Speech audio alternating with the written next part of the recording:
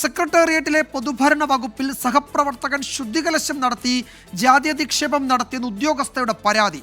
താൻ സ്ഥലം മാറിപ്പോയപ്പോൾ ശുദ്ധികലശം നടത്തിയെന്നാണ് SC/ST കമ്മീഷനിൽ കോന്നി സ്വദേശിനി നൽകിയ പരാതിയിൽ പറയുന്നത്. എന്നാൽ തനിക്കെതിരെയുള്ള പരാതി വ്യാജമെന്ന് സെക്രട്ടേറിയറ്റ് അസിസ്റ്റന്റായ പ്രേമാനന്ദിന്റെ പ്രതികരണം.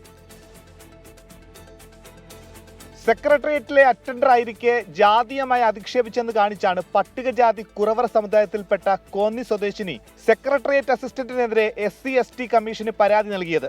ഇക്കഴിഞ്ഞ ഏപ്രിൽ 1 ജീവനക്കാരി ദേവസ്വം സെക്രട്ടറിയുടെ ഓഫീസിലേക്ക് സ്ഥലം മാറിപ്പോയപ്പോൾ താൻ ഉപയോഗിച്ച മേശയും കസേരയും നീക്കം ചെയ്ത ശേഷം സെക്രട്ടേറിയറ്റ് അസിസ്റ്റന്റ് ശുദ്ധികലശം നടത്തിയെന്നാണ് പരാതി.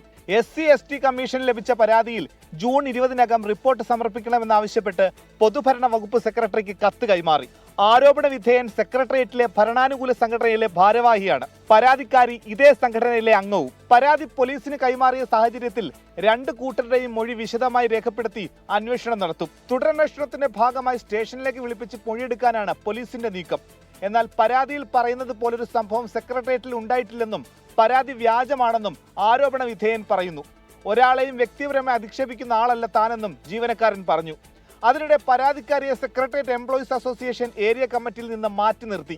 സെക്രട്ടേറിയറ്റിലെ ജോലിക്കിടെ പലതവണ ആരോപണ വിധേയൻ തന്നോട് മോശമായി പെരുമാറിയെന്നും പരാതിയിൽ പറയുന്നുണ്ട്. 24 തിരുവനന്തപുരം.